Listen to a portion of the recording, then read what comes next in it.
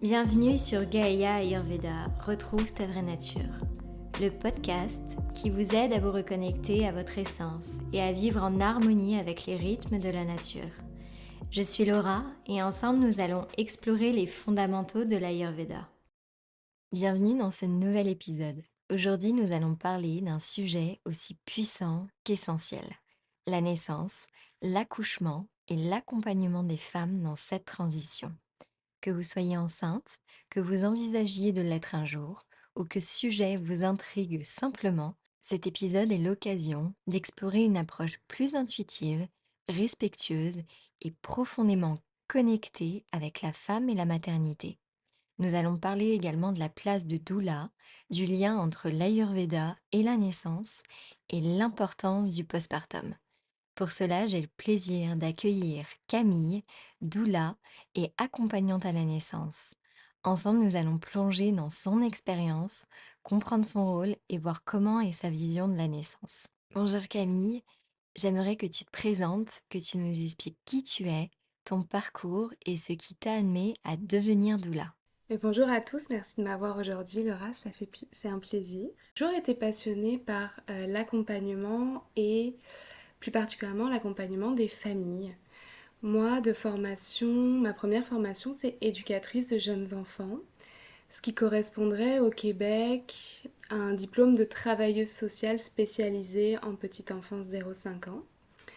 Donc ça, c'était ma première formation qui a été une passion. J'ai adoré plonger dans le monde de l'accompagnement, de la petite enfance, de la parentalité.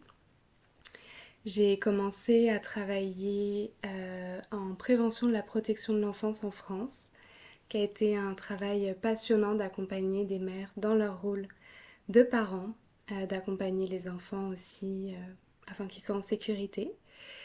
Et j'ai eu la chance de suivre un diplôme universitaire en psychologie et psychopathologie du jeune enfant et de la périnatalité. Donc de zoomer un peu plus sur la période périnatale et de ses enjeux. Ça a été aussi un diplôme que j'ai trouvé passionnant et que j'ai adoré faire. Et la vie m'a ensuite amenée à déménager au Québec, à Montréal. D'abord pour un an, finalement ça fait 5 ans qu'on est là, mais pour une expérience au Québec. Puis arrivé au Québec, on est arrivé en pleine pandémie. Et je me suis retrouvée un petit peu perdue dans qui j'étais professionnellement au Québec parce que mon diplôme d'éducatrice de jeunes enfants n'existe pas au Québec et n'est pas reconnu à la même hauteur, valeur, je ne sais pas quel terme utiliser. Et c'est ça, pandémie, un peu perdue professionnellement. Et c'est là que j'ai découvert, au travers de collègues dans la maison des familles pour laquelle je travaillais, le métier de doula. Et par des belles synchronicités de la vie, j'ai découvert le métier de doula, j'ai rencontré des collègues doula, j'ai appelé pour prendre des informations pour la formation de doula et la formation, je pense que j'ai appelé le mercredi, commençait le samedi suivant et j'ai commencé la formation de doula. Et ça a été, encore une fois, j'ai de la chance dans ma vie, un énorme coup de cœur.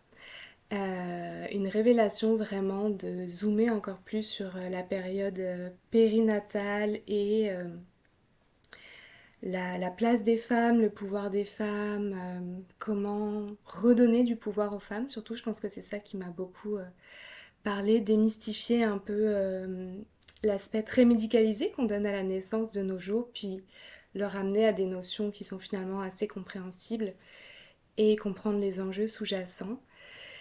Ça a été, c'est ça, un gros coup de cœur. J'ai enchaîné avec plusieurs formations autour de l'allaitement, du sommeil, de l'alimentation de la femme enceinte, du quatrième trimestre de grossesse. Enfin, j'ai un petit peu épongé les formations qu'il y avait à faire autour de cette formation de base.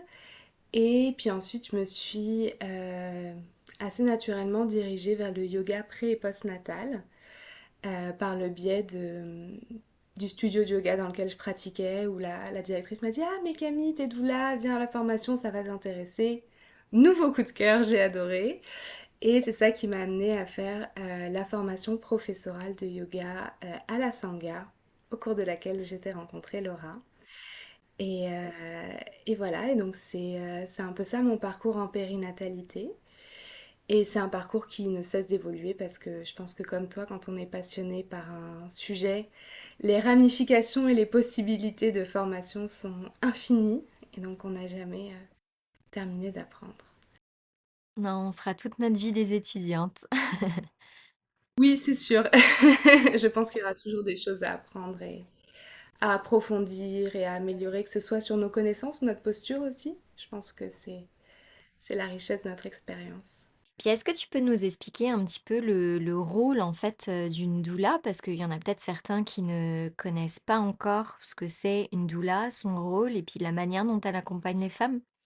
Alors, doula, déjà, c'est un terme qui vient du grec à la base, qui peut se traduire par celle qui sert la mère, donc qui se met au service de la mère.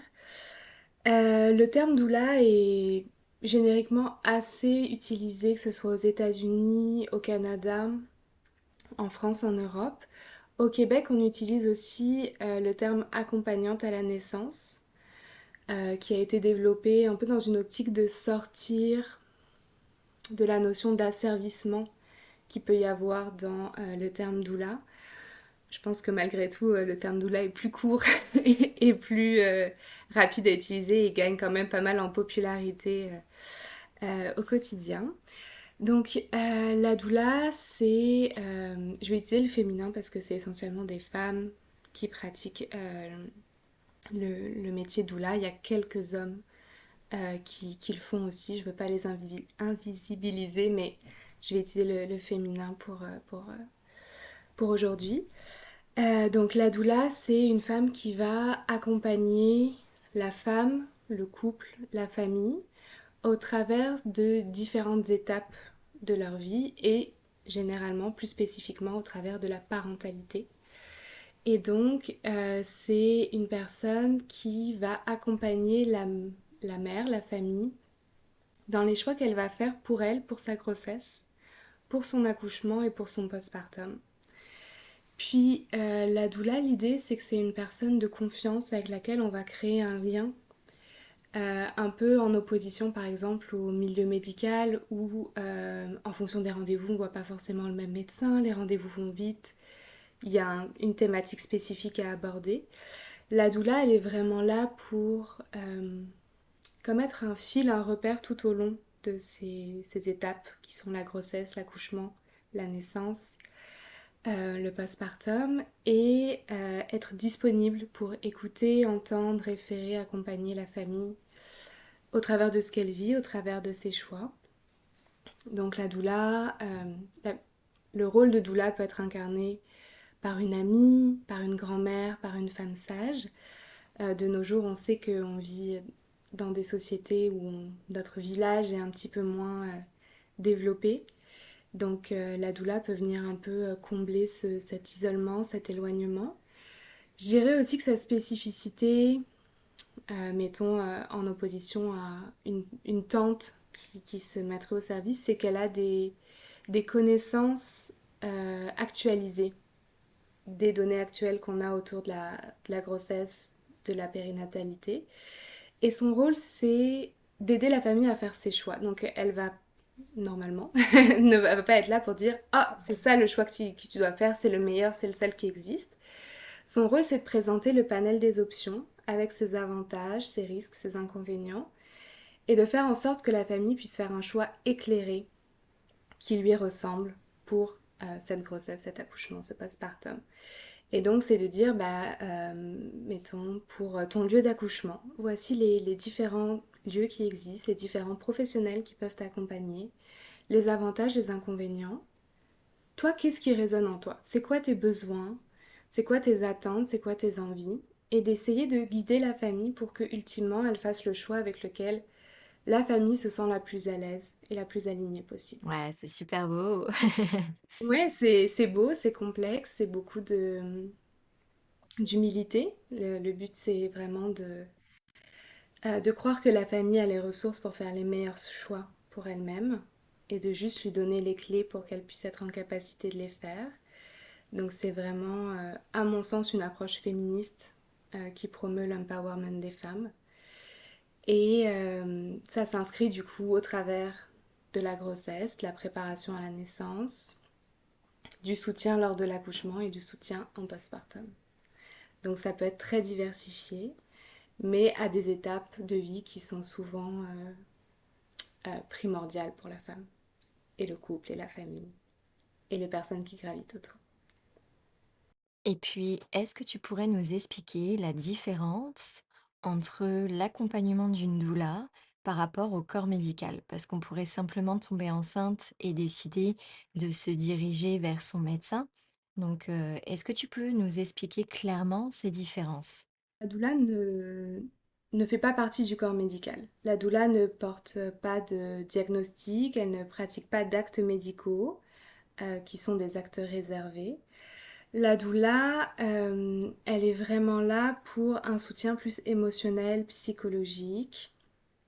Euh, Comme on l'a dit tout à l'heure, les rendez-vous médicaux autour de la grossesse, en général, ils sont peu nombreux, si tout va bien, ce qu'on souhaite. Ils sont axés sur une thématique particulière qui est la santé, c'est très médico-centré, et à la suite de ton rendez-vous de 15 minutes si tu as de la chance, dépendamment de ton praticien de santé. C'est sûr qu'un suivi sage-femme au Québec diffère d'un suivi à l'hôpital, mais la famille repart chez elle avec ses questions et ses interrogations et ses sentiments. La doula, elle va être là en complément du milieu médical pour accompagner la famille dans tout ce qui est la préparation, la réflexion autour de leurs projets d'enfants, autour de leurs envies pour leur famille. Ça va se traduire soit par des rencontres prénatales, des rencontres parentales, où on aborde des sujets un peu comme un cours de préparation à l'accouchement, mais beaucoup plus axé, beaucoup plus individuel, axé sur les besoins de la famille qui lui sont propres, son histoire, son vécu, ses besoins. Ça passe par une disponibilité en général, par message, par appel. Ah, au fait, Camille, j'avais une question, je ressors de mon suivi. Le médecin m'a dit ça et ça, je suis pas sûre d'avoir compris, est-ce qu'il faut que je m'inquiète? Ah, mais regarde, moi je comprends ça et ça. Réfère-toi à tel article et tel article qui explique ça. Est-ce que tu veux qu'on s'appelle pour en parler? Mais oui.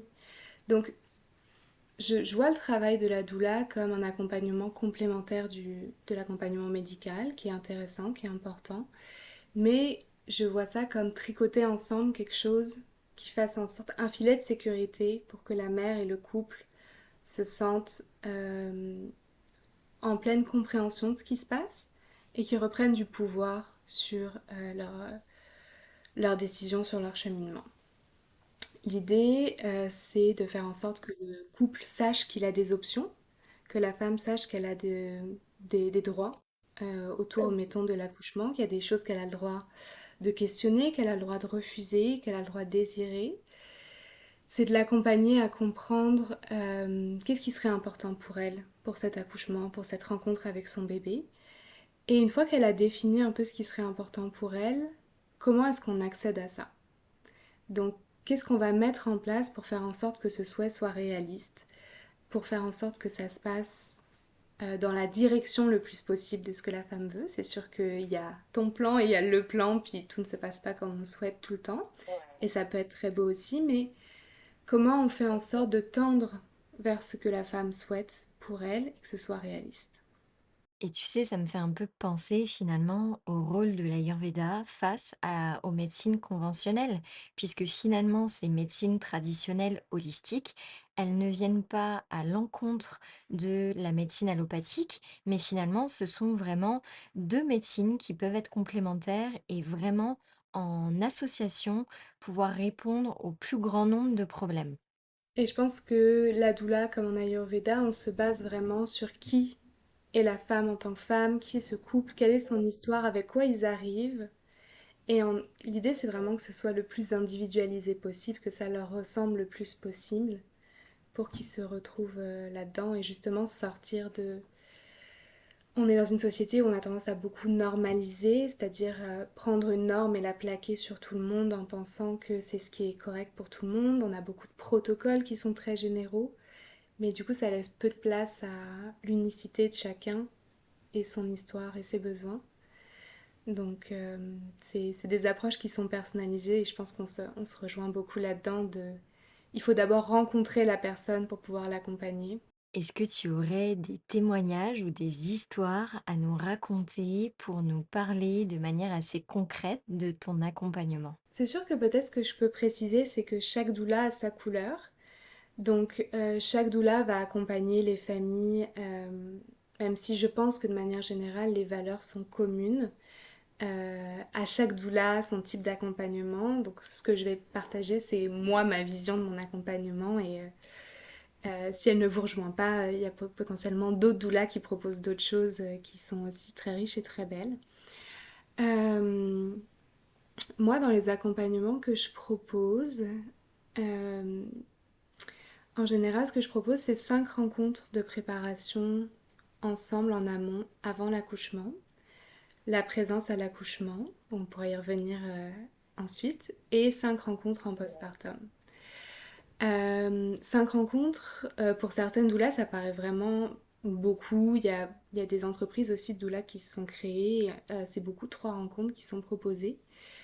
Je trouve que 5 rencontres pour un premier bébé, pour un couple qu'on ne connaît pas encore, c'est super pertinent parce que au-delà de transmettre de l'information, ce qui est important, c'est qu'on apprend à se connaître.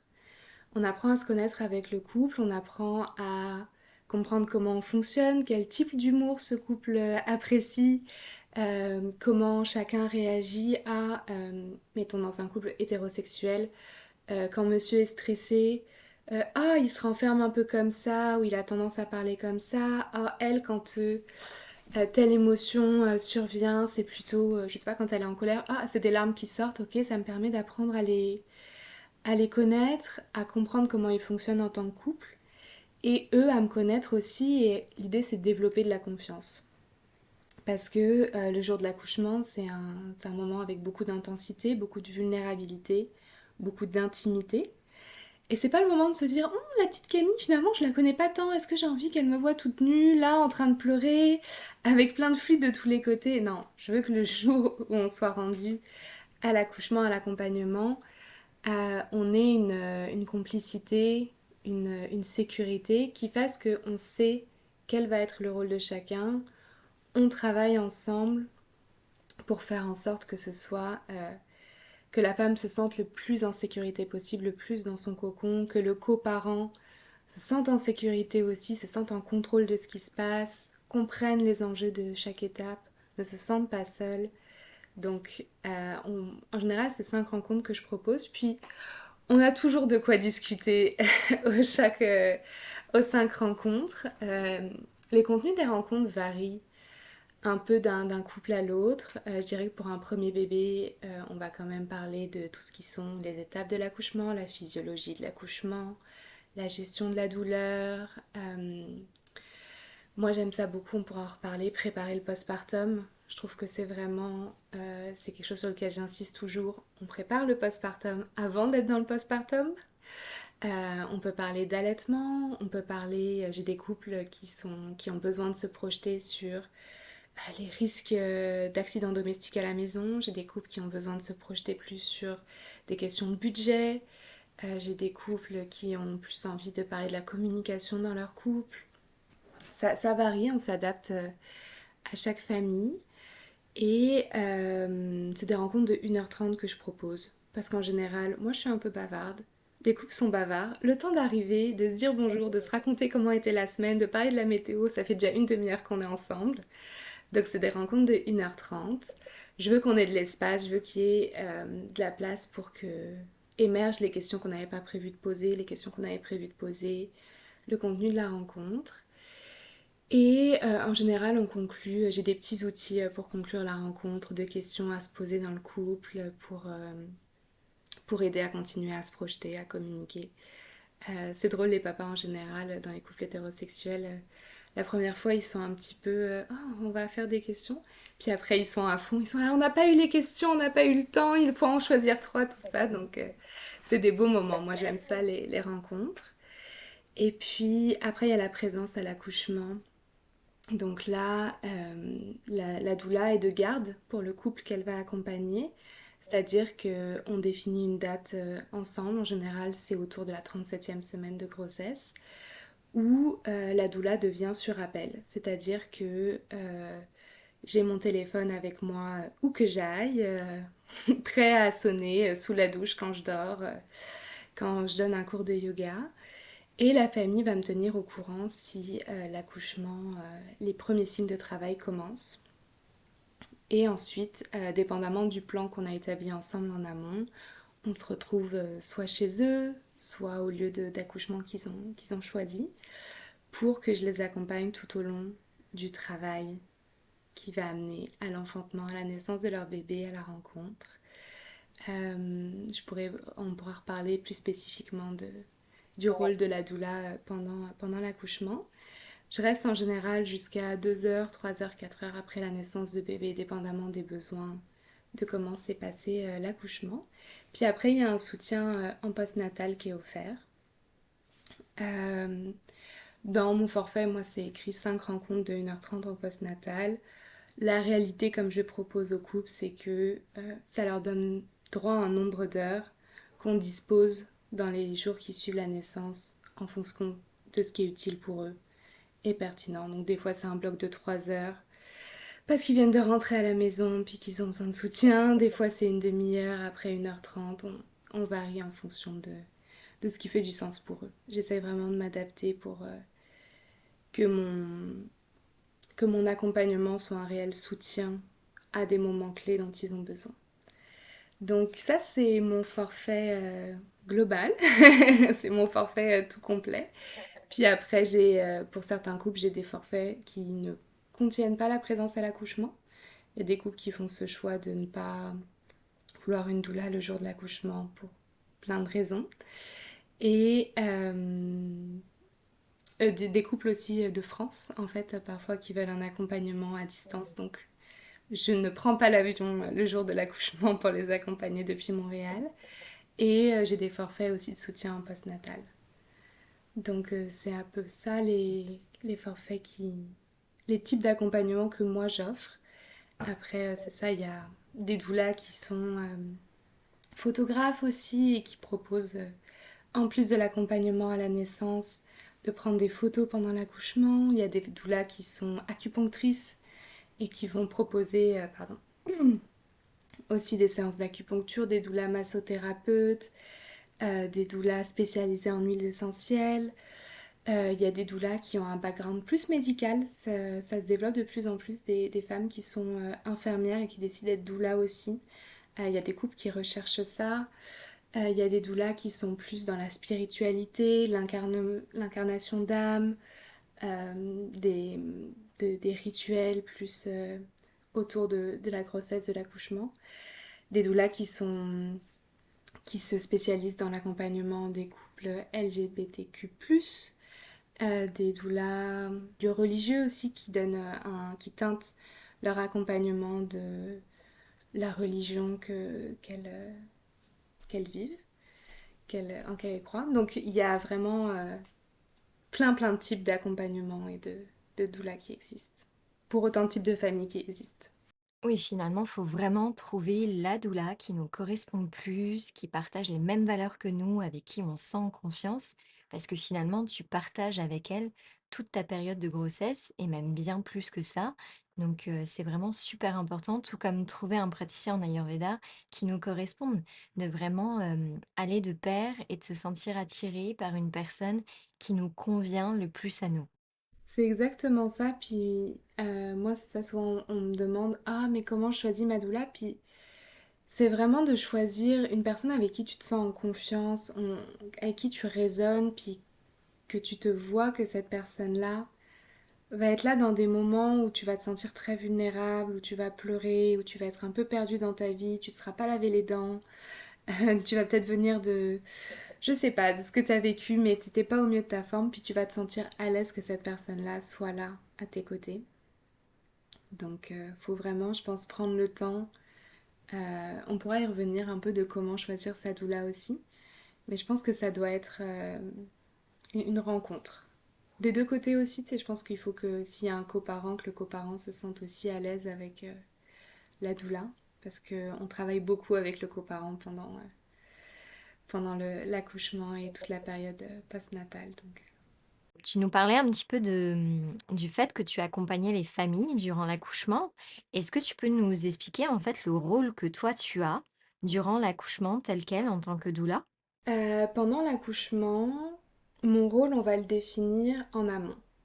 Donc au cours des rencontres avec la famille, ce qu'on va être amené à définir un peu ensemble, c'est ce qu'on appelle le plan de naissance, que moi j'aime bien appeler le projet de naissance, être un petit peu moins rigide dans les appellations. C'est un projet, c'est vers ce projet qu'on aimerait tendre. Et donc le projet de naissance, c'est un outil qu'on utilise en général, ça prend une forme papier sur lequel on va récapituler ce qui est important pour la femme, la famille, le jour de l'accouchement. Donc, c'est un outil sur lequel on va inscrire, par exemple, si la femme souhaite un accouchement avec une épidurale ou non. Quel type d'accompagnement elle souhaite autour de la douleur. Si la femme, elle a des envies, des attentes spécifiques autour du clampage tardif du cordon. Ses besoins autour de l'allaitement, ses attentes par rapport à certains types d'actes médicaux qu'elle aimerait qu'on pose ou non. Euh, Ultimement, sur le projet de naissance, on peut vraiment y spécifier ce qui est important pour la femme et la famille. Euh, Moi, j'ai déjà eu des femmes qui avaient eu des parcours complexes déjà au niveau médical, des interventions d'urgence, et qui avaient certains termes, certains mots qui venaient vraiment les faire paniquer, angoisser, réagir. Donc ça, c'est des choses qu'on notait sur le projet de naissance. Merci de ne pas évoquer tel et tel terme devant la femme car c'est des termes difficiles. Et donc en fait, tout ça, l'idée, c'est de résumer ce qui est important pour la femme et la famille. Et ce document est à destination de l'équipe médicale. Donc en fait, on va le remettre à l'équipe médicale. Donc c'est surtout quelque chose qu'on utilise pour les familles qui accouchent à l'hôpital. Et donc l'idée, c'est de dire, voilà qui est cette famille, voilà ce qui serait important pour elle. Et moi j'aime bien essayer de rendre ça le plus joli, ludique, attirant pour l'équipe, le plus lisible aussi. C'est pas le tout que ce soit joli, c'est que ce soit clair et lisible. Les infirmières, c'est une réalité, elles ont beaucoup de travail. Si on écrit un projet de naissance qui fait 15 pages, c'est pas de la mauvaise volonté, elles n'auront pas le temps de le lire, donc on essaie de faire quelque chose de synthétique. J'aime bien rajouter des petites photos, une petite photo du couple, s'ils ont déjà des enfants, le noter. S'ils savent pas le sexe du bébé, le noter aussi parce que des fois, la cinquième infirmière qui passe, alors c'est un petit bébé, un petit garçon, la femme est comme, laissez-moi tranquille. Je ne veux plus répondre à cette question, donc de noter un peu les informations clés et pertinentes qui peuvent permettre d'humaniser un peu le couple et de le rendre plus vivant auprès de l'équipe médicale. Et donc tout ça, moi, ça me donne aussi des pistes sur ce que souhaite la femme et ce que je vais être amenée à venir défendre pendant l'accouchement. Et donc, pendant l'accouchement, le rôle de la doula, c'est de travailler conjointement avec le coparent, s'il y a un coparent, pour défendre ce projet de naissance, défendre, protéger la bulle de la femme qui accouche pour qu'elle se sente en sécurité et que la femme puisse être uniquement tournée vers son accouchement, vers son travail qui est en cours, tournée sur elle-même, ses contractions, son bébé, qu'elle puisse rentrer dans cet état où elle est simplement, comme si c'était simple, mais uniquement concentrée autour de ce qu'elle est en train d'accomplir, c'est-à-dire donner naissance à son enfant et se préparer à le rencontrer. Et nous, avec le coparent, la doula, on va graviter autour pour soutenir la femme là-dedans. Donc, la doula, elle va accompagner le coparent ou elle va le faire elle-même à aider la femme à respirer, à trouver des postures pour varier les postures pendant le travail. Elle va aider à proposer des massages, proposer différentes techniques pour aider à gérer la douleur. Elle va être l'interlocuteur, donc soit elle, soit le coparent. Elle va soutenir le coparent pour être l'interlocuteur avec l'équipe médicale. Quand l'équipe médicale va venir dans la chambre, poser des questions. Donc l'idée, c'est pas de prendre la place de la femme et dire non, non, elle a pas mal, tout va bien. Mais c'est de répondre aux questions qui n'ont pas besoin d'être nécessairement répondues par la femme. Donc, au fait, vous avez votre carte de RAMQ? Elle est occupée, la femme. Nous, on va s'occuper de ces questions-là un peu plus administratives, un peu moins qui concernent moins directement la femme. On va être amené peut-être à poser des questions à l'équipe médicale. Les doulas, on est assez bonnes pour avoir l'air un peu niaise des fois. Ah, quand vous dites que là, on est rendu à faire un stripping, est-ce que vous voulez dire que c'est la seule option qu'on a ou est-ce que c'est l'option que vous préconisez le plus? Ah, d'accord. Puis est-ce qu'il y aurait d'autres options qu'on proposerait à la femme? Ah oui, d'accord, ok, ce serait telle et telle option, d'accord. Ben, est-ce que vous nous laisseriez un quart d'heure, une demi-heure pour discuter avec la femme? Parce que là, bon, elle est en train de prendre une grosse contraction, mais quand elle sera plus disponible, on va lui amener, puis on va vous revenir avec une réponse. Donc c'est vraiment d'essayer, la doula, de tricoter pour faire en sorte que l'équipe médicale puisse faire son travail. La doula n'est pas là pour empêcher les infirmières, les médecins de faire leur travail. Au contraire, en général, quand il y a une belle collaboration, les équipes trouvent qu'on facilite le travail. Donc c'est d'aider à ce que l'équipe médicale puisse faire son travail, aider à ce que la femme puisse faire son travail, qui est de mettre au monde un bébé, que le coparent puisse faire son travail, qui est de soutenir sa conjointe en train de donner naissance à un bébé, et de faire en sorte que tout le monde trouve sa place là-dedans, et que ce soit l'expérience la plus sereine et la plus sécuritaire possible pour tout le monde. Donc, en fonction des familles, ça prend différentes formes. En fonction des lieux d'accouchement, ça prend différentes formes. Et c'est toujours très beau. Et l'idée, ultimement, c'est que la femme puisse vivre l'accouchement qui lui ressemble le plus, ou en tout cas dans lequel elle s'est sentie avoir le plus de pouvoir possible. Et qu'elle ait une belle rencontre avec son bébé, qui soit la plus douce et respectueuse possible. Parce on a beaucoup entendu, ah, tant que le bébé est en santé, tout va bien. On peut espérer autre chose pour les personnes qu'on accompagne que juste la santé. On peut espérer qu'elles aient été en sécurité psychologique et émotionnelle. On peut espérer qu'elles n'aient pas vécu de traumatisme, qu'elles se soient senties respectées, entendues, crues, soutenues. On peut espérer qu'elles se soient senties aimées pendant le processus. Et que oui, que le bébé aille bien, mais que lui aussi, il était accueilli avec le plus de douceur et de respect par ses parents. En fait, la doula, c'est vraiment un vrai support pour la femme, quoi. J'ai l'impression que c'est comme si tu étais, l'autre parent, quoi, comme si tu faisais partie du couple, de la famille entièrement et que tu étais vraiment là pour l'aider, la supporter et en fait aussi te permettre que le couple, la famille puisse rester dans sa bulle justement de naissance et puis toi supporter tout le reste de des charges, en fait. Oui, non, c'est vraiment super beau. Puis parfois, les pères, les coparents ont comme la crainte de est-ce que la doula va prendre leur place pendant l'accouchement? Puis pas du tout. Le but, c'est de faire en sorte, si le coparent souhaite prendre une place active, parce que là encore, ça dépend des couples, des familles, aussi des cultures parfois, mais c'est de l'aider à prendre cette place et à savoir vers où aller, comment soutenir leur conjointe qui est en train d'accoucher. Puis c'est pas inné de savoir soutenir quelqu'un qui est en souffrance, parfois en détresse, qui vit beaucoup d'intensité. Et donc des fois d'avoir quelqu'un vers qui se tourner pour le coparent d'une doula qui fait signe de oui, vas-y, caresse-lui la tête, ouais, c'est ça, vas-y, dis-lui qu'elle est belle, oui, elle fait ça bien, ok. Puis le coparent est comme ah oui, ah oui, oui, oui, ok, c'est ça que je fais, je lui caresse la tête, puis je lui fais je la flatte, puis je lui fais des compliments. Ou alors, des fois il se passe une intervention médicale, puis les parents, même si on les prépare, ils n'ont pas la compréhension de tout le temps de ce qui se passe. Puis de pouvoir se tourner vers quelqu'un d'autre qui est quelqu'un de confiance, qui est la doula, qui est là, qui hoche la tête, qui dit tout va bien, respire, reste à côté d'elle, je vais gérer ce qui est en train de se passer. Ah ok. Et donc ça permet aux coparents d'être totalement présents et disponibles pour la femme qui accouche et que la doula gère un peu le reste qui peut être géré aussi à côté. Et moi, c'est quelque chose que j'aime beaucoup quand il y a une belle alliance avec le coparent. On fait des belles choses ensemble, puis on a du fun aussi là. J'ai accompagné des papas qui ont beaucoup d'humour, puis ça peut être un beau moment pour tout le monde. Ça peut être très chouette.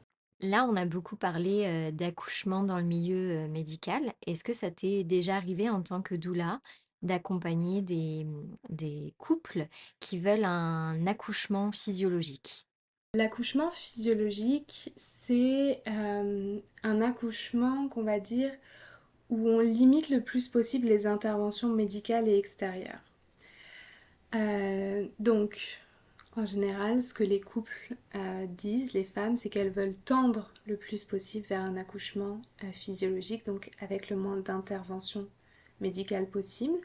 C'est un terme aussi qui peut être utilisé par des femmes qui veulent dire qu'elles souhaitent un accouchement sans épidural ou péridurale, dépendamment du pays dans lequel on est. Euh, Puis l'accouchement dit physiologique, on peut en vivre un que ce soit à l'hôpital ou en maison de naissance. Actuellement, au Québec, les différents lieux d'accouchement qui se proposent pour les femmes, les familles, c'est l'hôpital, euh, un suivi sage-femme avec un accouchement qui se fait soit en maison de naissance, soit au domicile, soit en milieu hospitalier avec la sage-femme, ce qui est un peu plus rare, ou un accouchement à domicile non accompagné. Moi, en tant que doula, je n'accompagne pas d'accouchement non médicalement accompagné. Il y a des doulas qui le font. Je pense qu'il suffit de chercher un petit peu sur internet pour le trouver. Moi, c'est pas quelque chose avec lequel je suis à l'aise pour l'instant de pratiquer. Puis je pense que c'est important de le laisser justement à des doulas qui sont très à l'aise là-dedans et du coup qui le feront avec toute leur présence et leur stabilité. Mais du coup, il y a ces différents lieux de naissance qui se proposent à la femme et dans tous ces lieux de naissance, on peut tendre vers un accouchement physiologique. C'est sûr que l'hôpital est moins destiné et moins designé, entre guillemets, pour accueillir des accouchements physiologiques de par les différents protocoles qui existent, qui sont plus nombreux que l'accompagnement sage-femme. Et donc, moi, en tant que doula, j'accompagne les familles, quel que soit leur choix de projet de naissance qu'elles ont. Donc, je pense que c'est important de le rappeler qu'en tant que doula, on n'a pas à avoir d'attente sur les choix que font les familles. Donc je vais pas, moi en tout cas, choisir uniquement des familles qui veulent un accouchement physiologique, uniquement des familles qui veulent faire un allaitement exclusif, uniquement comme...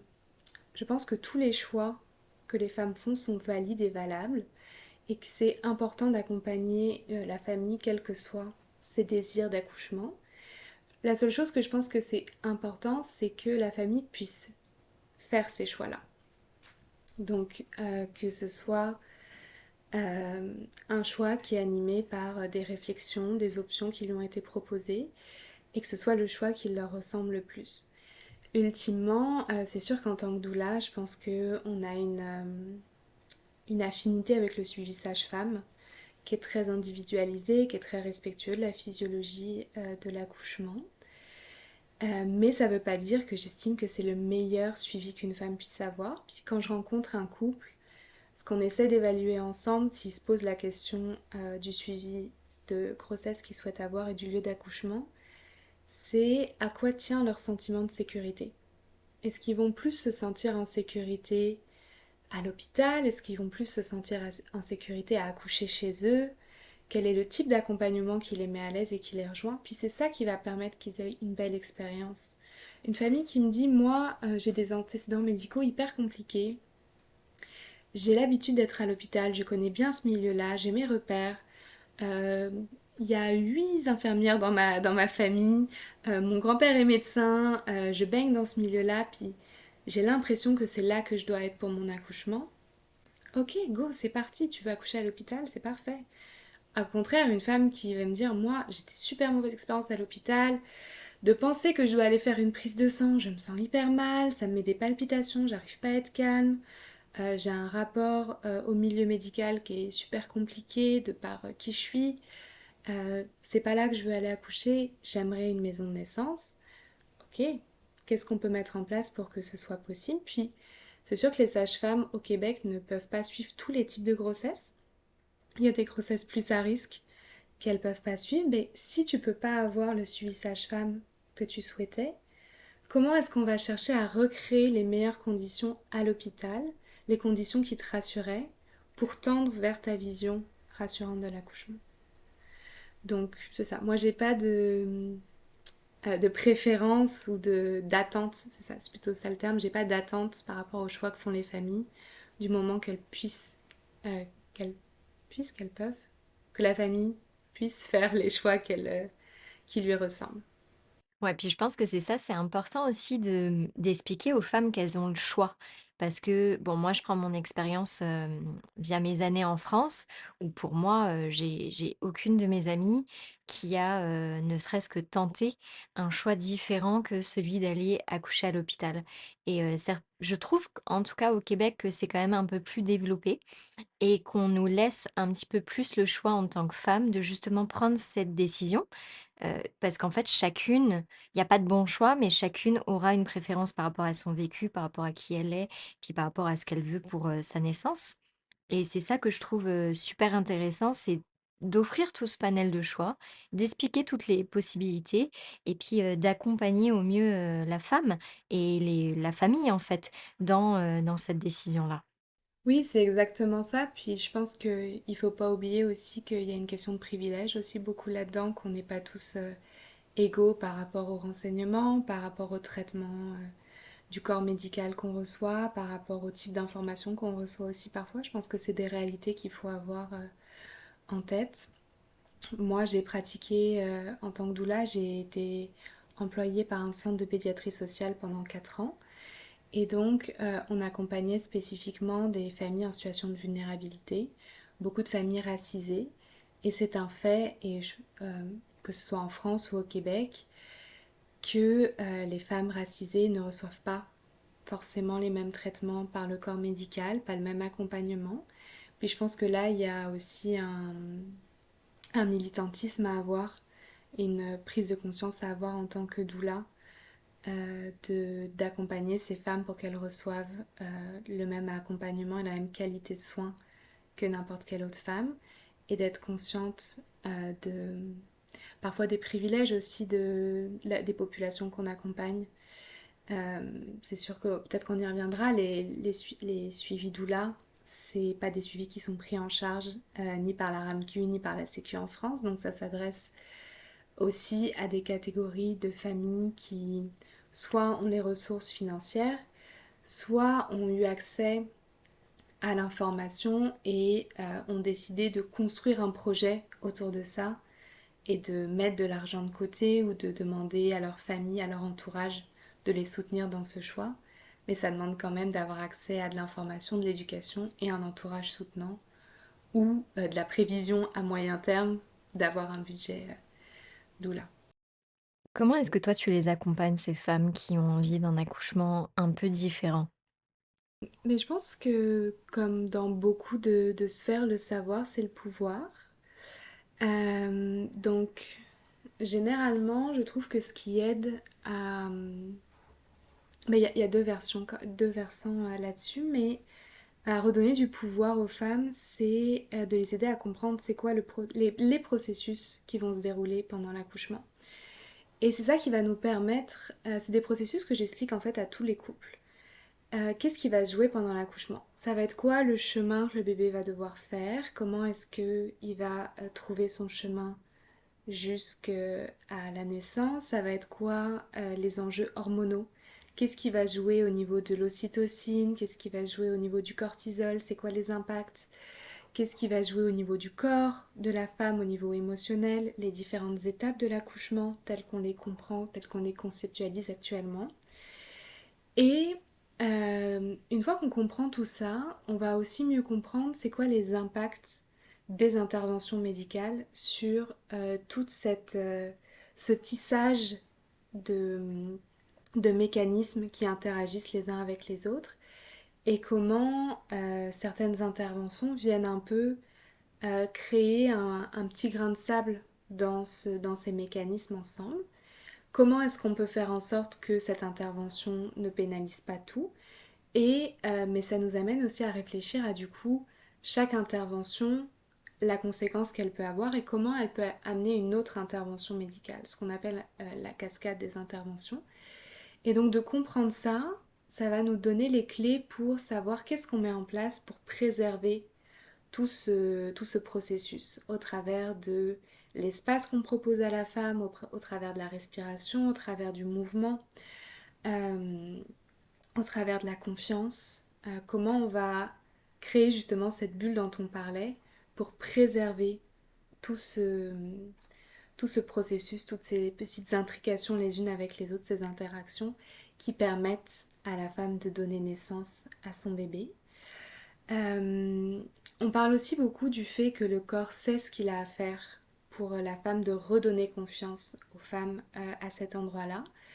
Je pense que c'est pas suffisant de dire aux femmes que leur corps sait quoi faire. C'est aussi de voir les craintes qu'elles ont en elles. C'est quoi le mental, c'est quoi les craintes, c'est quoi les narratifs qu'elles ont entendus, c'est quoi les histoires. On est dans une société où on a beaucoup tendance à raconter des histoires effrayantes autour de l'accouchement, la tante de la cousine pour qui ça s'est mal passé, euh, le moi mon accouchement, si le médecin, si ça, donc a amené beaucoup de peur autour de l'accouchement. Puis je pense que c'est important de redonner du pouvoir à la femme sur ce qui va se passer, sur ses compétences, sur ses capacités, de venir chercher c'est quoi les questionnements qu'elle a, les craintes, les choses qu'elle a intégrées que des fois on n'est pas conscient, mais que ça fait des années qu'on entend que notre mère ou notre grand-mère a eu à déchirer parce que tous les bébés étaient trop gros ou que de toute façon elle n'aurait pas pu accoucher sans un médecin et de venir redonner un petit peu de la compréhension, des clés de compréhension sur ok, mais là on a juste la vision à l'instant T, peut-être d'une femme qui n'avait pas toutes les clés pour comprendre ce qui s'est passé autour et de redonner un peu plus de contexte et de compréhension là-dedans. Je pense que c'est important de comprendre aussi qu'on est dans une société où on a beaucoup enlevé le pouvoir aux femmes et on l'a redonné au corps médical.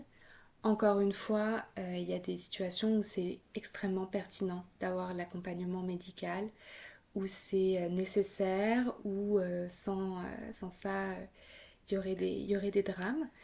Le problème de notre société, c'est que les protocoles sont pas faits sur les 10 000 femmes pour qui ça se passe bien, on le fait sur la 10 001e femme pour qui il y a eu une difficulté, le 10 000e accouchement, et on plaque ce protocole sur toutes les femmes parce que les protocoles sont là pour éviter les drames et ils ont une fonction. Mais je pense que c'est important de redonner le pouvoir aux femmes puis de sortir du narratif de mon médecin m'a accouché. Non, tu as accouché, le médecin était là, il t'a accompagné. Mais généralement, en plus, c'est pas. C'est toi qui as fait tout le travail, en fait. C'est toi qui as accompagné ton bébé à naître. Puis je pense qu'il y a aussi ce narratif de ah oui, mais avant les hôpitaux, les femmes mouraient beaucoup. Il y avait des centaines, des milliers de femmes qui mouraient en couche. Ce que les études tentent à démontrer dans la lecture des chiffres, que c'est pas tant que la femme soit dans l'hôpital qui la sauve de tout ça, c'est la découverte des bactéries, des microbes et des antibiotiques.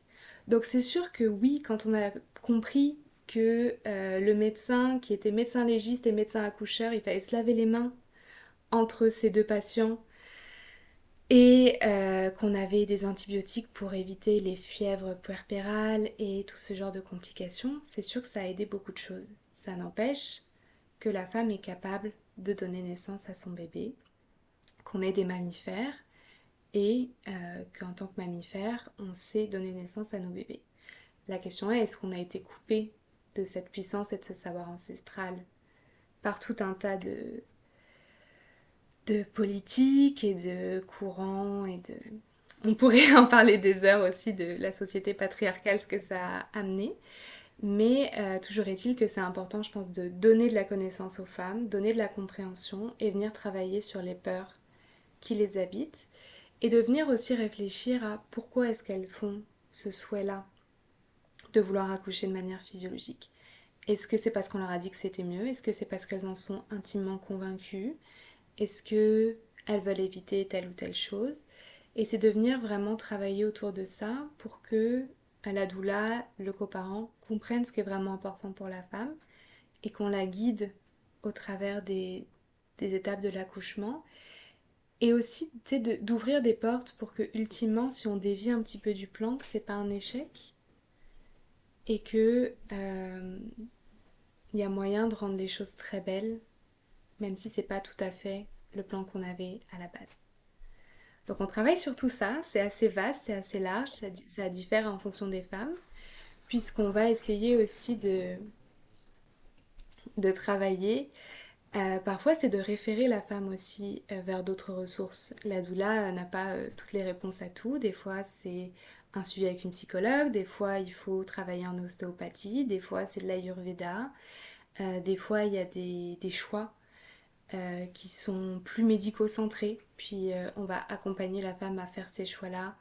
Mais des fois, il y a des réalités médicales qui font aussi qu'on restreint un peu plus le champ des possibles. Et donc, on essaye de tricoter ensemble pour que ce soit le plus beau, puis que le jour de l'accouchement, la femme arrive avec ses propres armes, ses propres ressources qu'on aura définies ensemble pour se sentir soutenue et étayée. Ça me parle beaucoup, en fait, c'est de reprendre son pouvoir et c'est ça un petit peu qu'on nous a pris ces dernières années. C'est on nous a complètement enlevé la possibilité, en fait, de s'accompagner soi-même par d'autres aspects que par le corps médical. Et puis c'est parfois essayer pa- parce on a cette connaissance aussi. Oui, je suis d'accord, on ne connaît pas tout et on a besoin d'être accompagné, mais finalement, une fois que ces femmes-là sont accompagnées par des personnes comme toi, elles reprennent ce pouvoir-là. Puis c'est de se faire confiance aussi là-dedans et de se dire, oui, je suis capable d'accoucher, de mettre au monde un enfant sans d'autres choses. Et ça, je trouve que c'est super important et c'est aussi, ce vers quoi moi je me bats un peu, c'est d'essayer d'éduquer au mieux et de donner des clés pour que les gens puissent au mieux se sentir bien dans leur peau. Et encore une fois, on ne peut pas guérir toutes les maladies ou accompagner toutes les femmes enceintes, mais de manière globale, il y a des choses quand même qu'on peut réussir à faire en redonnant ce savoir et ce plein pouvoir aux femmes. Absolument, puis juste peut-être pour dire une petite note là-dessus aussi, tout ce savoir-là dont je parle, puis ces connaissances, cette compréhension, ne sont pas accessibles aux femmes que au travers de la doula. C'est sûr que ça demande plus de travail de recherche, mais des femmes qui, pour X ou Y raison, ne souhaiteraient pas passer par une doula, mais qui prennent le temps de faire leurs recherches, d'écouter des podcasts, de lire des livres. Il y a des très bons livres qui ont été vulgarisés aussi, qui sont plus accessibles aux femmes qui n'ont pas de background médical, d'écouter, c'est ça, des podcasts, chercher des revues, des blogs, des témoignages.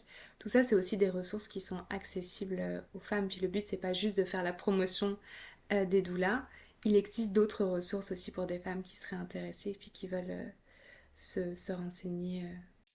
On a pas mal parlé de l'avant, l'accompagnement en fait de la femme enceinte, de l'accouchement. Nous en Ayurveda, je pense que toi tu vas pas démentir tout ça, mais on estime que la période de postpartum, c'est vraiment vu comme un quatrième trimestre et qu'en fait, ça doit vraiment être vécu comme une autre phase aussi importante quasiment que, l'avant, le postpartum, heu, que c'est vraiment une période très, très importante. Est-ce que toi, tu pourrais, nous dire avec tes mots, pourquoi est-ce que cette période de postpartum, elle est si importante pour la femme? Je te rejoins totalement. Puis la notion de quatrième trimestre, c'est une notion qui m'est chère aussi. Puis j'avais suivi une formation avec Ingrid Bayo qui a travaillé beaucoup sur cette thématique. Puis si vous avez l'occasion de l'écouter un jour, c'est une femme passionnante. Mais c'est ça, le quatrième trimestre, c'est vraiment une période clé et charnière pour la femme et le bébé à énormément d'étapes, à énormément de... à beaucoup d'endroits en tout cas. Dans le sens où, mais c'est ça, faut imaginer, la femme, son corps a mis 9 mois à créer la vie, à accompagner cet enfant à naître avec toutes les ressources qui ont été puisées dans son corps à elle. Hein. La beauté de la vie, de la nature, comment c'est fait, c'est que les bébés vont rarement être carencés car le corps va de manière générale quasiment toujours prioriser les besoins des bébés. Mais par contre, la femme, elle peut être un peu plus carencée et son corps fournit beaucoup. Elle a plus de sang dans son organisme, elle respire plus, son cœur bat plus vite, elle produit des réserves de gras, elle commence à préparer une production en lait. Il se passe beaucoup de choses dans son corps. Son périnée aussi travaille beaucoup, ses muscles se distendent. Il y a énormément de changements au niveau physique. Et il faut imaginer qu'après, elle va donner naissance à cet enfant. Elle va vivre cette espèce d'ascension de l'Everest qui est un exploit physique, émotionnel, psychologique à plein d'endroits. Et ensuite, il faut qu'elle assure la survie d'un petit bébé. Et je pense que vu comme ça, tu sais, quand on voit un athlète de haut niveau qui se prépare pour un marathon, un triathlon, on imagine qu'après cette grosse épreuve, l'athlète mange et fait une nuit de 14h, 15h pour se remettre et que la semaine d'après, il y va étape par étape, tout doux et il se remet tranquillement. Ce qu'on sait, c'est que les femmes, une fois qu'elles ont accouché, bah, elles ont un bébé avec elles. Puis je pense que c'est important de regarder comment en tant que société on prend soin des femmes à cet endroit et soin du bébé. On vient de sociétés où, je pense de manière générale dans toutes les sociétés avant, il y avait une prise en charge de la mère, un soin qui était apporté. Dans la médecine traditionnelle chinoise, on parle du mois d'or. Pour avoir travaillé avec des femmes d'autres cultures, c'est quelque chose qui se retrouve dans beaucoup de cultures. Je sais que dans certains pays en Afrique, je ne veux pas dire de bêtises, je pense notamment au Cameroun, la mère de la femme vient vivre chez elle, ou la femme retourne vivre chez sa mère pendant plusieurs mois pour être prise en charge par les femmes de sa famille. Je sais que dans les pays du Moyen-Orient aussi, c'est quelque chose qui se fait beaucoup. On prend soin de la femme, on l'entoure. Et on vient prendre soin de la femme en faisant pour elle tout ce qui peut être fait autour d'elle pendant au moins un mois. C'est quelque chose qui se faisait aussi au Québec, hein. La notion de relevailles, ça vient du fait que la femme restait alitée pendant plusieurs semaines et qu'à un moment on venait l'aider à se relever et à sortir du lit. Euh, L'idée, c'est pas d'emprisonner la femme dans son lit et de lui interdire de faire quoi que ce soit, mais c'est de faire en sorte qu'elle puisse se recentrer sur sa récupération physique, son lien avec son bébé, sa rencontre, potentiellement son allaitement si c'est le choix qu'elle fait, et que toutes les questions autour d'elle soient réglées par d'autres personnes en fait. Donc les repas, le ménage, l'organisation, tout ça, c'est des choses qui peuvent être faites par d'autres personnes pour que la femme ait juste besoin de se tourner vers sa récupération et la récupération de son bébé. C'est d'autant plus important que son corps a besoin de repos, son esprit a besoin de repos.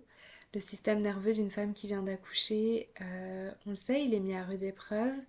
Il y a du manque de sommeil, il y a tous les enjeux hormonaux qui se jouent avec ce qu'on a gentiment appelé le baby blues. C'est très mignon, mais avec la chute hormonale.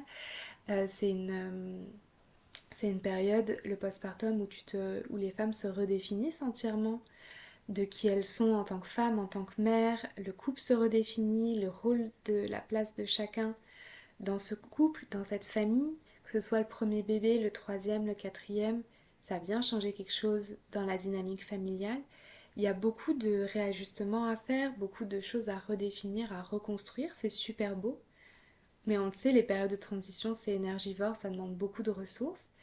Puis on met tout ça en parallèle avec une femme qui vient de gravir l'Everest, puis qui est fatiguée, son corps doit se remettre, son esprit doit se mettre, et elle peut, on aimerait pour elle qu'elle se lie avec son bébé, qu'elle crée ce lien. Et dans tout ça, comment en tant que société, on soutient ces femmes à une époque où on vit de plus en plus isolé, de plus en plus loin de nos familles, où les femmes, en France en tout cas, sont enjointes à retourner au travail très tôt, où on est dans des générations où souvent nos propres parents, nos cousines, nos sœurs, nos tantes travaillent elles-mêmes. Elles ont une vie en dehors, elles ont leur propre famille, elles n'habitent pas forcément à côté. Donc c'est de se poser la question sur comment on prend soin de la femme et de la mère pour qu'elle puisse se remettre aux différents espaces et besoins. Et comment est-ce qu'en prenant soin de la femme et de la mère pendant cette période charnière qu'est le postpartum, on va éviter aussi que se développent d'autres enjeux, que ce soit physique, que ce soit psychologique. On parle de plus en plus de la dépression du postpartum, je pense que c'est important, ça touche beaucoup de femmes.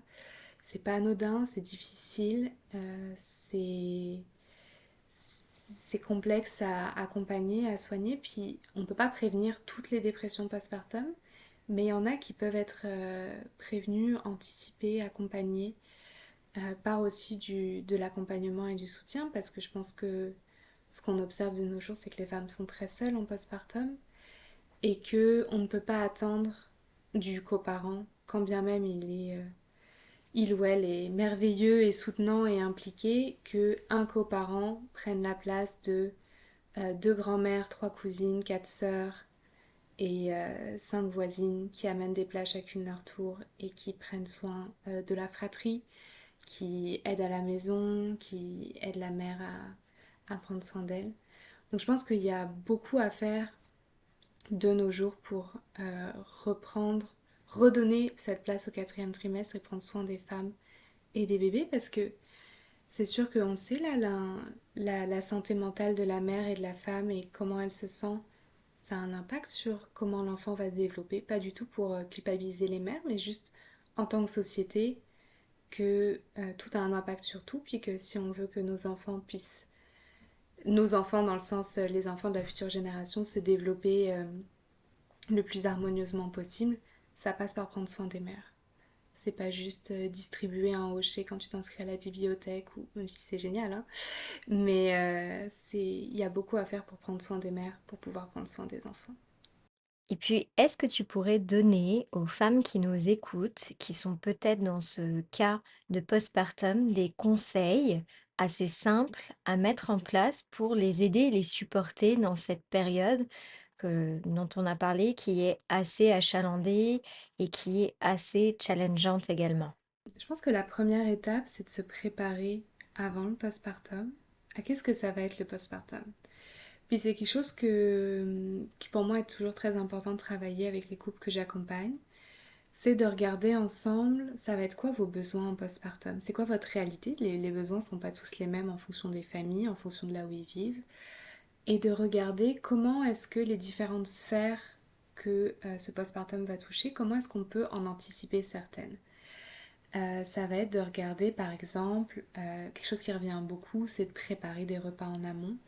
On sait que la femme, elle va avoir besoin d'une nourriture qui soit riche en minéraux, qui soit réhydratante, qui soit nutritive, qui soit facile à digérer aussi.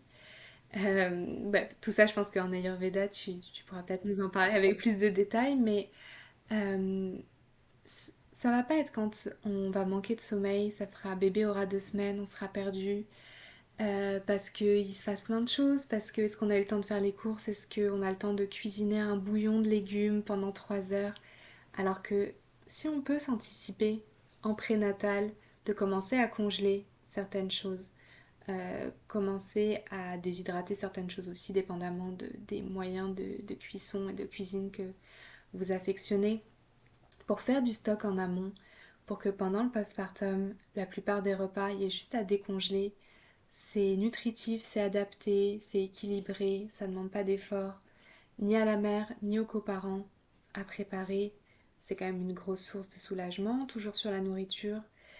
Des fois de regarder aussi quelles pourraient être les ressources soutenantes.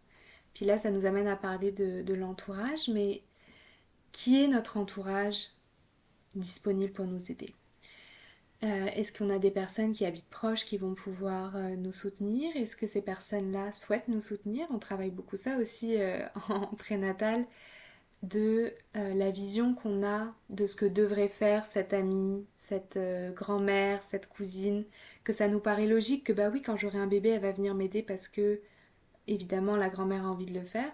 On va essayer d'anticiper, de réellement en parler avec la grand-mère de c'est quoi sa vision à elle du soutien qu'elle va nous apporter. Puis est-ce que cette vision concorde avec nos besoins qu'on pense qu'on va avoir? et d'essayer d'anticiper ça à la place de l'entourage avant d'être dans la situation, que ça devienne tendu, qu'on soit perdu parce que la grand-mère est pas venue nous voir alors que ça nous paraissait logique qu'elle allait venir nous voir, mais en fait elle pense qu'il faut pas venir déranger la jeune maman, donc elle va pas venir tout de suite. Mais en fait, donc d'essayer de voir avec notre entourage géographiquement proche qui va pouvoir nous soutenir, voir aussi même les personnes plus éloignées, c'est qui les personnes, les belles personnes qu'on a autour de nous, qu'on peut appeler un peu à n'importe quelle heure, puis on leur parle, ça fait du bien. On se sent comprise, on se sent validée, on se sent entendue. Ok, ça c'est de se redéfinir, se faire un petit peu une liste des personnes ressources parce que des fois quand on se sent un petit peu vulnérable, un peu perdu, on ne sait plus trop à qui faire appel, quand, comment appeler, que si on l'a anticipé en prénatal de euh, notre amie Lisa qui vit en France mais qui est d'une super écoute et qu'on lui dit au fait ma Lisa quand j'aurai accouché tu sais ça me fait un peu peur des fois de me sentir toute seule, je pourrais t'appeler. Bien sûr que Lisa, elle va être ravie qu'on l'appelle, puis... Mais ça a déjà été dit, il y a comme une attente, puis peut-être qu'elle va elle-même se permettre un peu plus de nous texter. Hey, j'ai pas eu tes appels, est-ce que ça va bien? Comment ça se passe pour toi? Donc c'est un peu de baliser les ressources qu'on peut avoir de notre entourage, baliser les ressources qu'on peut avoir des organismes communautaires autour de soi. C'est quoi les ressources que je vais pouvoir venir attraper si j'ai des enjeux d'allaitement? Moi, je voudrais allaiter, mais si ça se passe pas tout à fait comme prévu, vers qui je vais me tourner? Est-ce qu'il y a une halte allaitement? Est-ce que j'ai déjà sur un post-it sur le frigo les horaires, les heures, l'adresse? Est-ce que j'ai une conseillère en allaitement que je connais ou que ma copine m'a donné son numéro que je vais pouvoir appeler? Parce que, encore une fois, c'est pas quand l'allaitement va être compliqué, qu'on va être manquer de sommeil, être un peu perdu, qu'on va se mettre sur internet chercher conseillère en allaitement, Montréal, disponible. Donc comment est-ce qu'on crée un peu son équipe autour de soi qui va nous soutenir pour savoir vers qui se tourner? Avoir les numéros des médecins, le numéro des ressources et déjà ça, d'avoir un peu balisé qui vont être des ressources autour de nous, c'est important. Moi, je suis toujours assez partisane aussi de regarder les cadeaux de naissance. C'est chouette les cadeaux de naissance, mais est-ce que on peut orienter sur des cadeaux de naissance utiles au postpartum? Donc, est-ce que au lieu que tout le monde nous offre des cache-couches, des bodys et des peluches ou des toutous, là, dépendamment du pays où on est-ce qu'on peut proposer à notre entourage de se cotiser pour nous offrir un service de traiteur qui livre à domicile pendant les 2 premières semaines? Est-ce que on a des enfants? Déjà, on a déjà une fratrie. Et ce qui nous serait utile, c'est un service de gardiennage pour aller chercher les enfants à l'école parce que c'est l'hiver que le coparent va retourner travailler, qu'on va avoir un nouveau-né, puis que ça va être compliqué de sortir le nouveau-né quand il y a de la neige. Est-ce qu'on peut avoir un budget pour ça? Est-ce que... oh non, on le sait, nous, notre enjeu, c'est la vaisselle, c'est le ménage. La femme, elle n'est pas capable d'être détendue si la maison est en bazar. Mais on sait que c'est pas la force du conjoint, puis qu'avec 3 enfants, ok, est-ce on pourrait nous offrir un budget pour avoir une aide ménagère à domicile? Donc tout ça, c'est des choses qu'on peut créer si on anticipe quels vont être un peu nos besoins, puis qu'on s'y penche un peu en amont. Donc ça, je pense que c'est de l'organisation, ça parle pas forcément à toutes les familles, mais accompagné par une doula, par un proche qui a déjà vécu ça, je pense que ça aide à orienter déjà sur certaines pistes. Discuter en amont aussi dans le couple, comment on s'imagine se répartir la charge du bébé, la charge de la maison, qui va faire quoi, quand. Les lessives, est-ce que là c'était moi qui m'en occupais, mais je suis pas sûre de pouvoir gérer les lessives en postpartum, est-ce que toi tu pourrais t'en occuper? Oui, tu sais le faire? Oui, non. On anticipe ça aussi maintenant. Essayer dans le couple, on ne pourra pas tout anticiper bien sûr, mais d'essayer de baliser ce qui peut être balisé en amont. Ça c'est une chose. Pour le côté organisation, après je pense que prévoir son postpartum, c'est aussi avoir des attentes réalistes sur ce que peut être un postpartum, sur ce que ça demande à son corps, à son esprit. Et du coup, accepter de se traiter avec douceur pendant cette période, accepter que c'est une période qui va être plutôt dédié au ralentissement, à la lenteur, au prendre soin de soi, à la récupération. C'est pas évident pour toutes les femmes, c'est pas du tout quelque chose qui est encouragé dans notre société. S'écouter, se respecter, y aller à son rythme. Je pense qu'on voit beaucoup fleurir sur Instagram les programmes Mommy Top Shape, Postpartum, retrouve ton ventre. Puis je comprends tellement à quel point c'est important pour les femmes de se dire qu'elles vont se retrouver leur corps, retrouver leur bien-être. Je pense que ça passe d'abord quand même par le fait d'accepter qu'il y a une période de transition. Je dis pas qu'il faut pas le faire, je pense qu'il faut comprendre l'intérêt de cette période de récupération, de transition, savoir ce qu'on peut faire au-dedans de cette période, parce que je suis pas partisane de juste rester allongée pendant un mois, puis après quand tu te relèves c'est compliqué parce que t'as plus aucun muscle nulle part, mais c'est quoi le mouvement très en douceur, les respirations qu'on peut faire pour reprendre contact avec son corps, les techniques d'apaisement du système nerveux qui nous sont utiles, qu'on connaît déjà, la méditation, la respiration, le yoga nidra. Comme, c'est sûr que nous on est un peu orienté autour de l'univers du yoga et de l'ayurveda là, mais on peut s'ouvrir à d'autres stratégies, mais d'avoir des stratégies dans son bagage de qu'est-ce qui me fait du bien quand ça va pas, qu'est-ce que je vais pouvoir mettre en place petit à petit. Et je pense, et c'est là que c'est souvent frustrant, mais d'accepter que ça va, le bien-être en postnatal va revenir par des basiques d'alimentation, d'hydratation, de sommeil. Je sais, le sommeil en postnatal, ça peut être compliqué, mais on travaille aussi là-dedans sur les attentes qu'on a de notre sommeil. C'est très sociétal la vision du sommeil qu'on a aussi, de dormir, de faire une nuit complète de 8 heures. Quand on voit différentes cultures plus ancestrales, ça varie vraiment d'une culture à l'autre. Puis des, des sommeils, des bons sommeils entrecoupés peuvent aussi être réparateurs. Mais c'est ça, de s'autoriser du repos, du sommeil, du répit, de la lumière naturelle, du mouvement doux. Je pense que c'est des choses en Ayurveda qui vont faire du sens aussi pour toi, Laura, mais c'est ça. Je pense qu'il ne faut pas oublier que c'est une période de récupération et de s'autoriser à ralentir ce qui est difficile et de profiter de cette période pour connecter avec son bébé, connecter avec son coparent, son partenaire si on en a un. On le dit, c'est facile, mais c'est des journées qui passent très vite et qui n'existent plus après. Et de s'autoriser à poser ses bases de repos pour que la suite puisse être plus facile, facilitée, d'avoir des bonnes bases pour reprendre par la suite. Puis je dis souvent aux femmes, elles me disent ah, mais moi, c'est mon premier bébé, mais moi, je suis pas fatiguée du tout. Mais c'est génial, je suis contente pour toi, mais repose-toi quand même.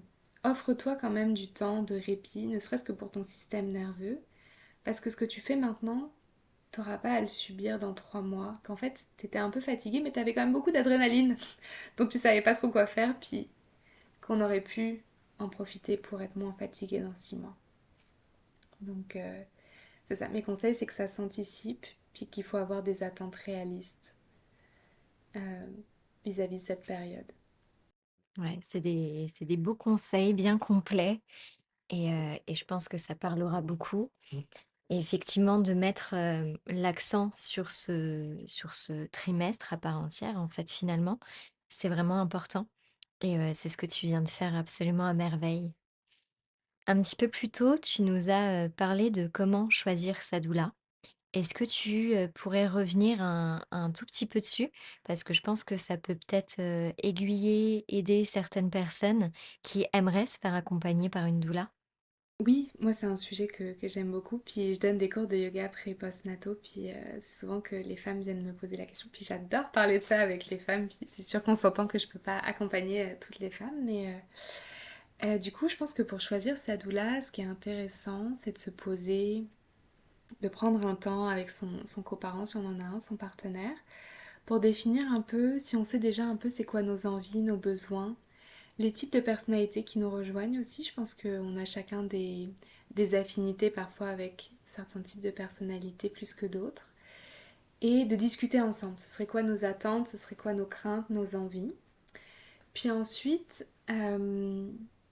il y a deux approches, soit de discuter avec des personnes autour de nous, des proches qui ont eu affaire avec des doulas, puis qui les ont appréciés, puis d'y aller avec le bouche à oreille.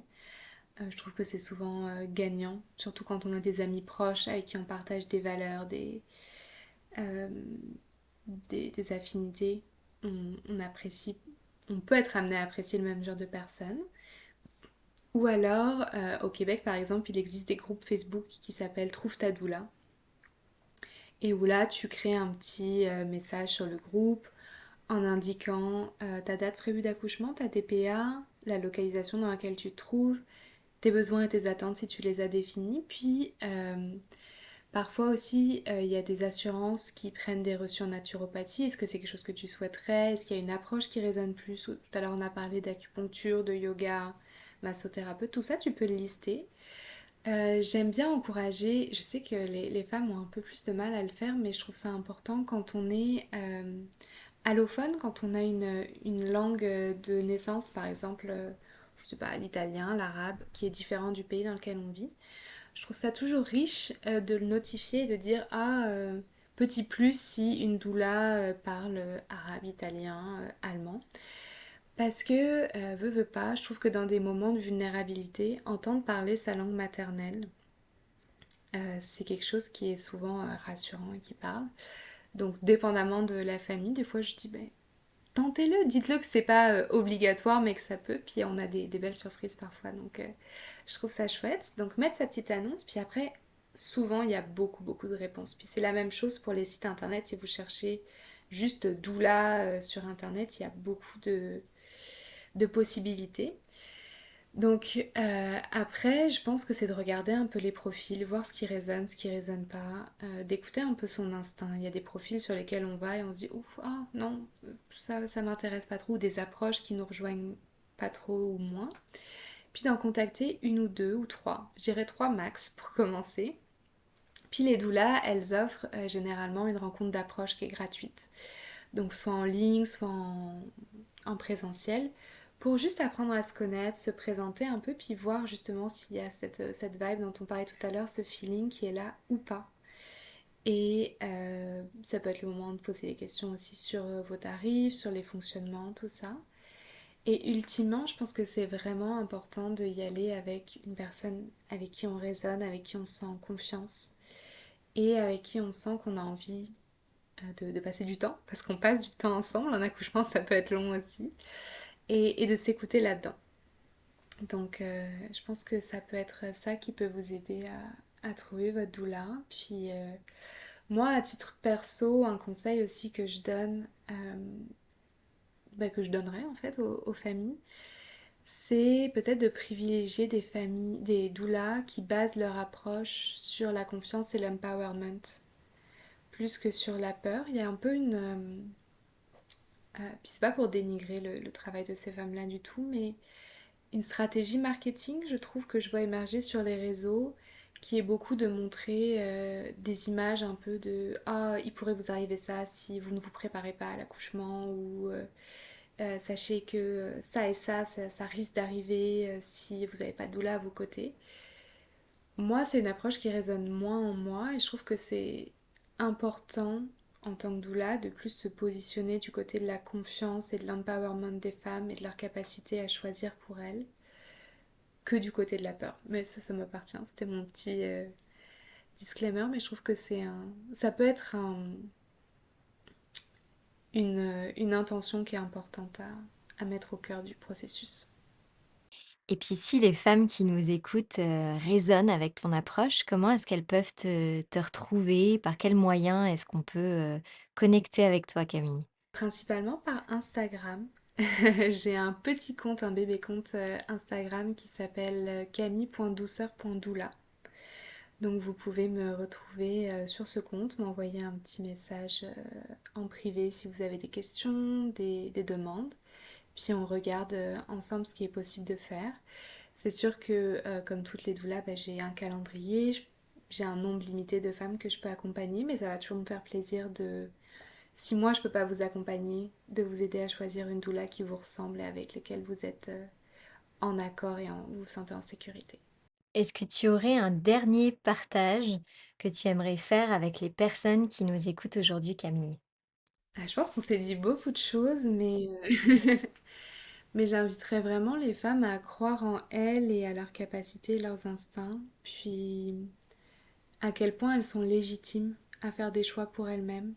Je pense qu'en tant que femme et en tant que mère ou future mère, il y a beaucoup de pression de la société, beaucoup d'attentes, même inconscientes, mais de l'entourage, de nos amis, de comment il faudrait faire, de ce serait quoi la meilleure manière. Puis je pense que c'est important que les femmes sachent à quel point elles sont légitimes de faire les choix qui ressemblent à leur famille, qui sont bons pour elles, qu'elles n'ont pas besoin de se justifier, de, de choisir ce qui est bon pour elles. Donc c'est vraiment ça que j'aimerais qu'on retienne, c'est que toutes les femmes sont aptes à prendre des décisions pour elles-mêmes et pour leur famille.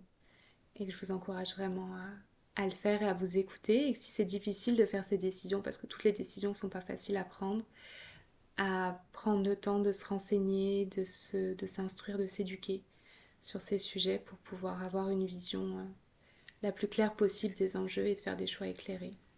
Et je pense qu'en tant que société, si on fait ça, on va grandement avancer. Si on se soutient les unes les autres aussi dans les choix différents qu'on peut être amené à faire. Et j'ai encore un deuxième. Et à prendre soin aussi des mères de notre entourage, que ce soit en postpartum immédiat, après, de prendre le temps, de prendre soin d'elles aussi, qui donnent déjà énormément à leurs enfants. Et de sortir du narratif. Je pense que nos mères et nos grands-mères ont beaucoup souffert de solitude aussi pendant leur maternité, et je pense que c'est important de sortir de ça et de regarder comment nous on peut soutenir les femmes de notre entourage pour rompre un peu avec ces schémas. Je te remercie, Camille, pour ce que tu es venue partager avec nous aujourd'hui. C'était absolument magnifique, très très riche en informations et je suis sûre que ça va intéresser plus d'une femme et peut-être même pourquoi pas des hommes. En tout cas, merci infiniment pour ton temps. Nous, on se retrouve très bientôt pour des nouveaux épisodes. Là, j'ai pas eu le temps de développer plus que ça sur le rôle à part entière de l'Ayurveda avec cette période de grossesse, de postpartum et de connexion avec le bébé, mais je pense que c'est déjà un épisode très dense, donc je prévoirai de faire un autre épisode sur le sujet et je vous souhaite une super belle journée, on se retrouve bientôt.